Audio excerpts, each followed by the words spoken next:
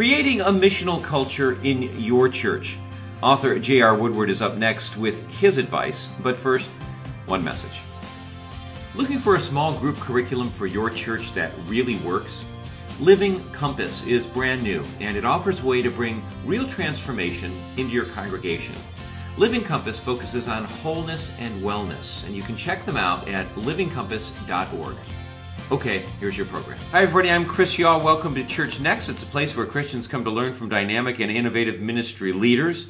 And with me today is a luminary in the missional world of Christianity. He's a blogger, he's a speaker, and organizer and activist, JR Woodward. And JR has been deeply involved in planning churches and in thinking through what the Holy Spirit's calling the church to be in North America. And JR, welcome to ChurchNext. And let's start right there. What bright lights are you seeing as you survey the North American church and North American Christianity these days? Yeah. I think some of the encouraging things I see is there's I think there's a reevaluation of what we think is success, and I think we're at one point I feel like some of the things were growing the largest church. I think now we're looking at, instead of building large church building movements of churches, I think that's been a good shift, because I think it kind of creates a better challenge for more leaders to, I think one requires a lot more discipleship and multiplication, and so I think that's good. I think there's an increased look at discipleship is an important aspect, not just important, but that's really what we're called to do. In a sense, some have said, if we make disciples, we'll have a church. We could potentially have a church without disciples, though. Right. And so I think that's been a good move. I see some strong movement. And then I think there's some basically some deeper theological thinking as it relates to the church, especially when I think about missional church in particular. I think really in the last century, there's been a deeper theological movement that is reshaping the church, or understanding, and how to be the church. I think those are all positive movements, because I think, if we look at our current context, according to IRIS studies, those who self-identify as whatever faith, there has been a decrease of overall Christians in the States, 11% in a generation, according to that pretty thorough study. Yeah. And I mean, you've said so much, and so much I'm going to unpack here. Without cutting you off too badly, but I think somebody of your intellect, you just can keep skipping stones across the water, and those of us who are trying to grab hold have to. Yeah. So why don't you start by unpacking for us? What do you mean? Define the word missional. Yeah. I think today there's kind of there's a faddish understanding of missional. We kind of look at we had a seeker and multi-site and mega, and now we have missional, or emergent, I think was in there. Emergent, yeah, there you go. But as if it's a new fad. Right. I really think what Daryl Guter and people who wrote Missional Church back in 1998, and Craig Van Gelder, his recent book, The Missional Church in Perspective, probably the best book to kind of give that overview. But essentially, with the reintroduction of the Trinity into our kind of mindset back in the 50s, really through Karl Barth, came the whole idea of Missio Dei, where God himself is a missionary God, the Father sending the Son and Spirit, and so that when we understood that, now we understand it's not like the church has a mission in the world to complete, but God has a mission that involves the church. That's kind of an interesting dynamic. And then I think there's a robust gospel sense, the looking at the primary message of Jesus and understanding the gospel is probably much more robust than some have thought. Then from missionary God comes like a missionary people. We're a sent people, and so we ask the question, whom are we sent to? And I think a missional hermeneutic, instead of just kind of looking at the Bible as a justification for mission, we realize the Bible itself is a missional artifact for people on mission. And so that's the development in real short that I think is happening with the missional church. Now the missional church is, as we understand these theological developments, how does that reshape how we are the church? What does it mean to be the church? Yeah, yeah. Okay, well, good. Well, you give us again, on going back to what you said earlier. So we're reclaiming, and you're seeing a lot of energy and a lot of attraction under this idea that Bart certainly talked about we're really called to being called to be a Christian is being called to be sent, is to be part of what God is doing. And you brought up this word movement, and that building movements of the church becomes then something that you're excited about, because you're seeing, how would you describe movements, and what are some of the ones that you're seeing? Yeah.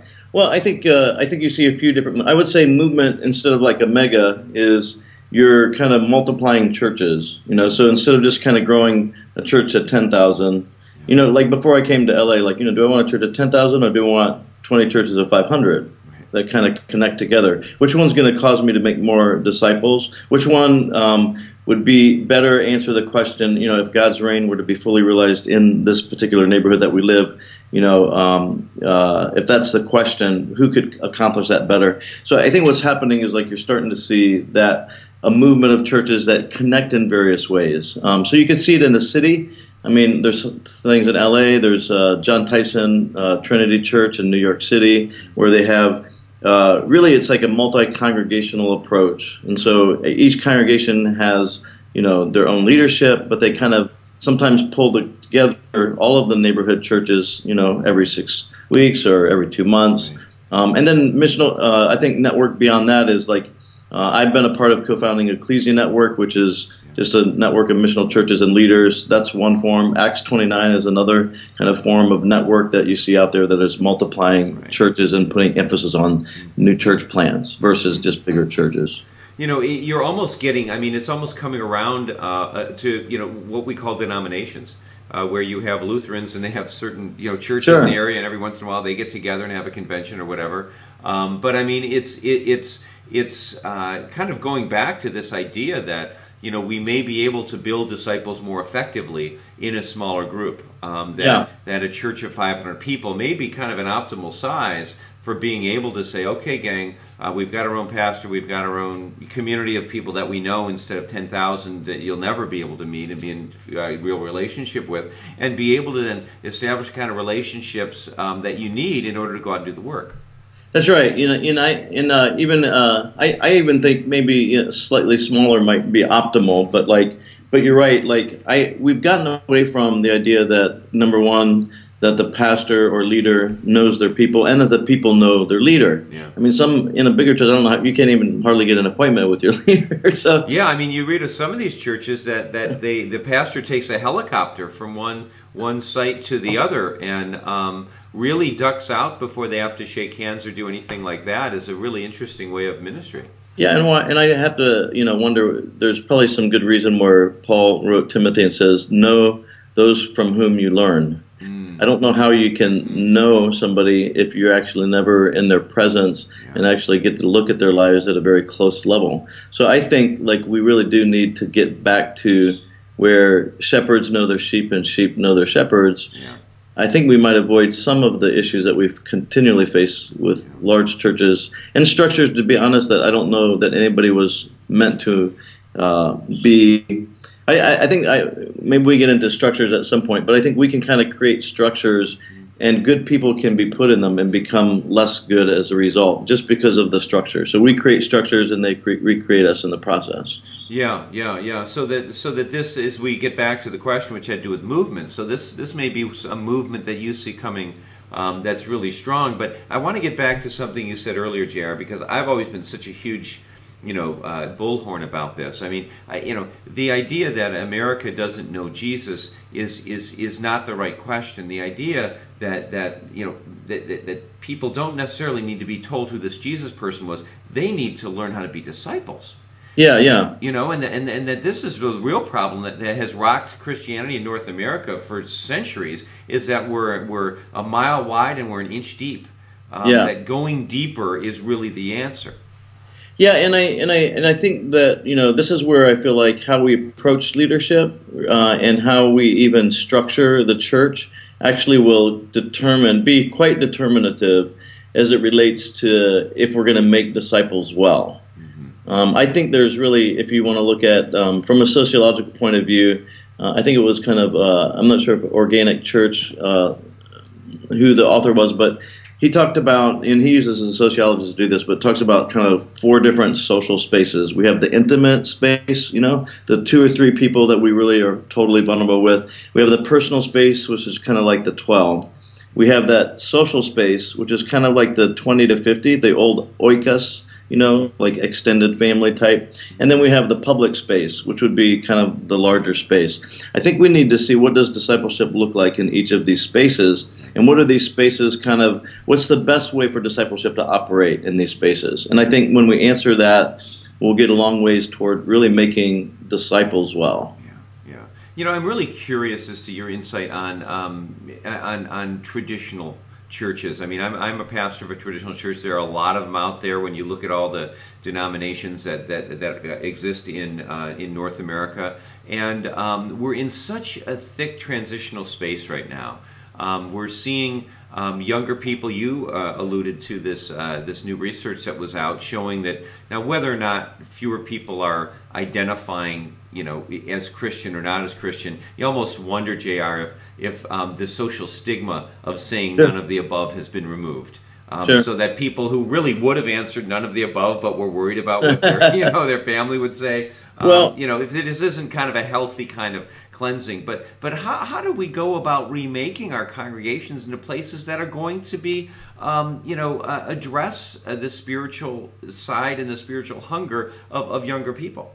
Yeah. And just as it relates to the ERA study, this is kind of a continuation. So they've asked the same questions back in 1990, and they've asked it again later. So I would say, we have seen a drop of self-identifying Christians over the last generation, just because it's the same survey over a period of time. But aside from that, I think I personally think one of the things that we need to do, so I talk about the discipleship in these different phases. I feel like, I've been talking traditional churches, and it seems, even like Episcopalians and you name it. I really love a lot of what traditional churches have to offer. I think liturgy is important. I think what's happening with what we need to understand with the missional movement. When I say missional church, it's really a refusion of ecclesiology and missiology.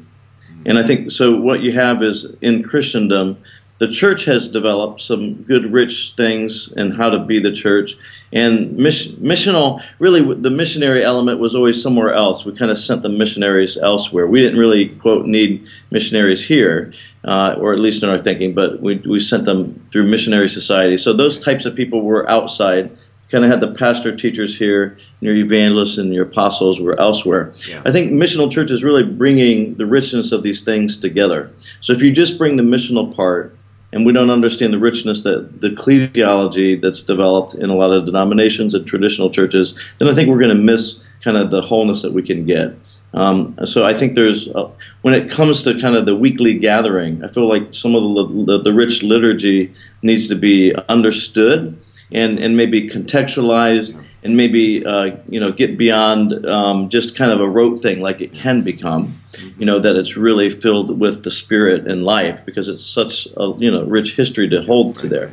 But then I think, but there needs to kind of be this missional part, and really adopting different types of leaders and recognizing different types of leaders, and a team-oriented approach to leadership with people who have different skills to help the full maturity of the body come about. But I would say, practically speaking, for me anyway, I found, and I think this is not just with me, it's a pretty common move out there right now, is mid-sized groups.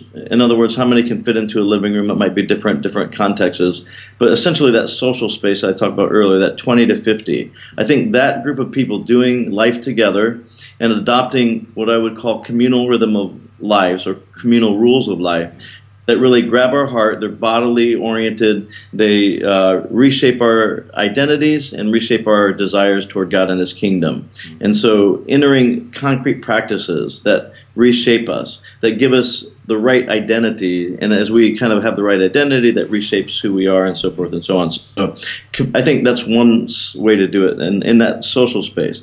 And then as you multiply these mid-sized groups, I think then the leaders of these groups, I think this is where the 12 comes in. like the personal space of 12. I think there can be peer mentoring amongst these 12, and within that 30 to 50, the personal space I think is like one of the core practices I would encourage as it relates to communal rhythms of life. A triad where you're kind of confession not just being where I'm falling short, but where I'm seeing victory, and peacemaking, like we're really trying to help each other consistently live in a state of reconciliation with the rest of the body.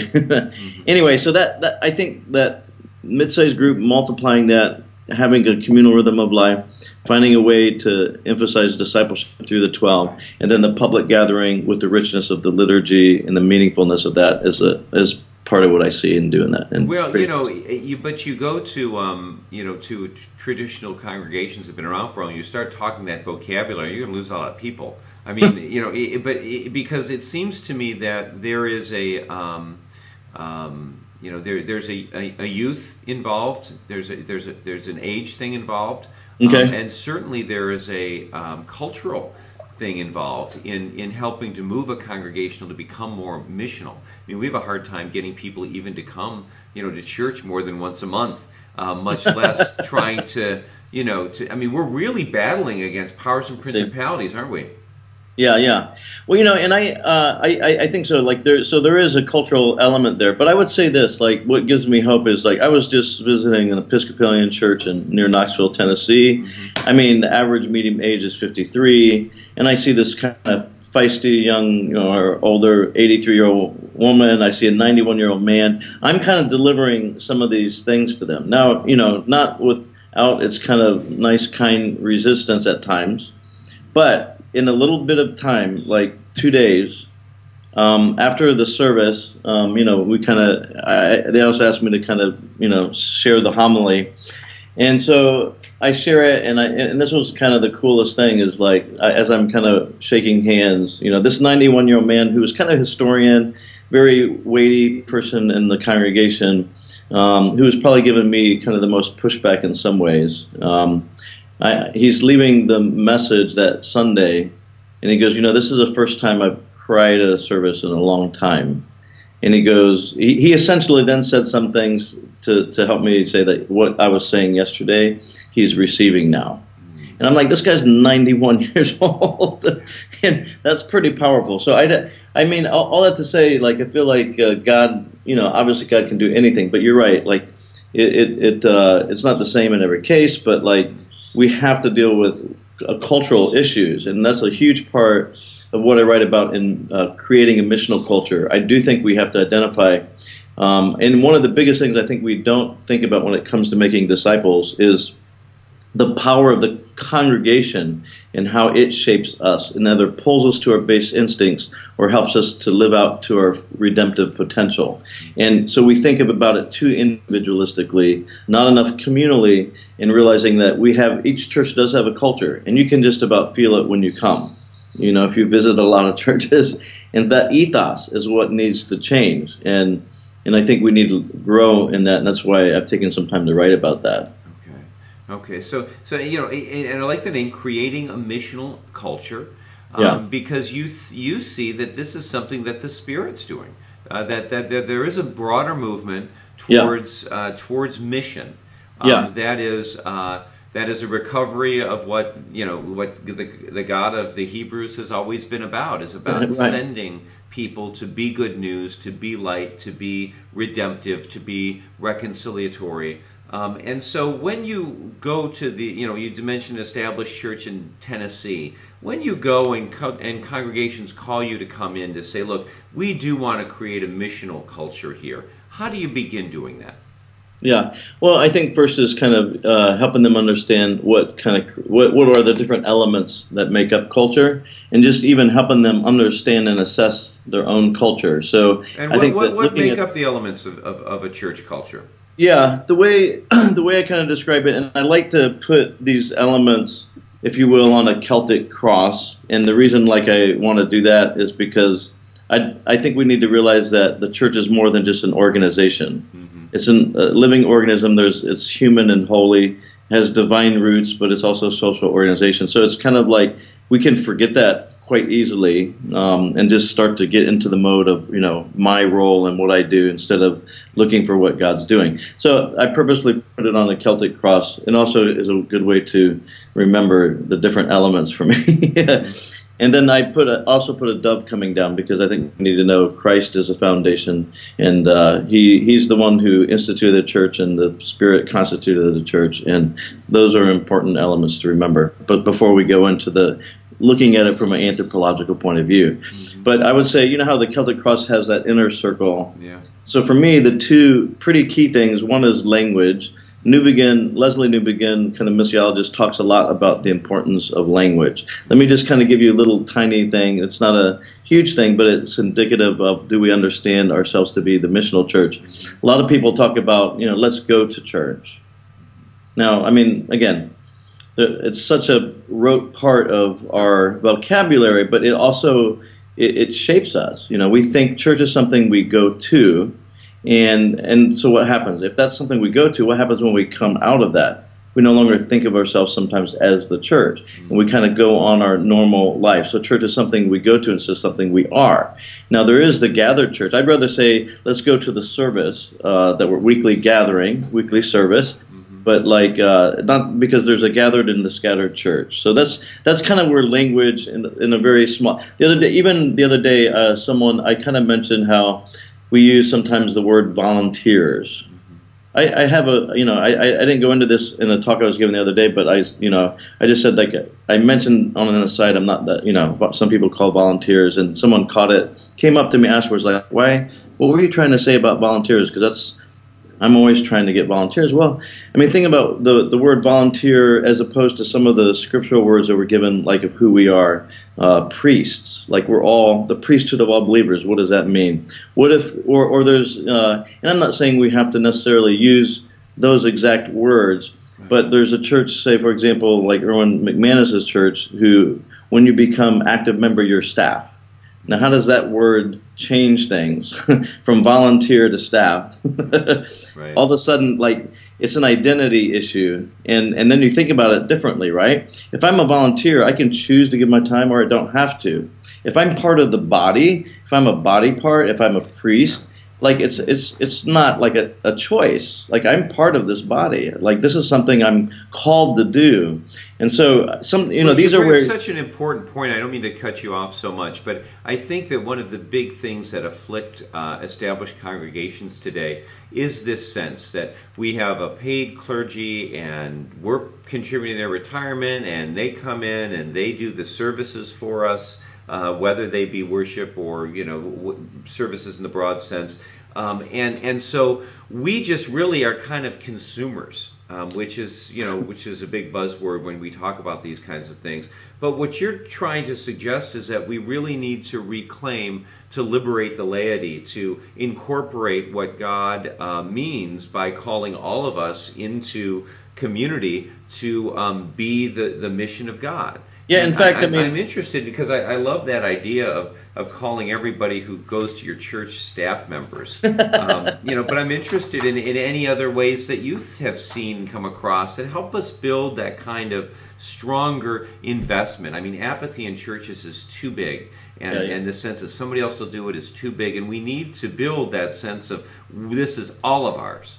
Yeah, and I think part of even going back to clergy and laity, I think we're all laity and we're all clergy. And I know that kind of messes up with some people, yeah. but I don't even use that language, to be honest, because I think that language is kind of creates a division that I'm not sure that we quite see. Obviously, I am built for elders, and there's more mature people that need to kind of lead and so forth and so on. We see that in the scripture, but I think scripturally we're all laity, we're all clergy in a sense. We're all priests, and so naming that is important. Now, how that happens in different places, I think for me, one of the ways is bringing back some of the language that Paul brings to in Ephesians 4, where it says that Christ has given the church apostles, prophets, evangelists, pastors, teachers, so that they can equip the whole, so that the whole kind of, every part becomes active and builds the body up. And this is where he uses these 5 typologies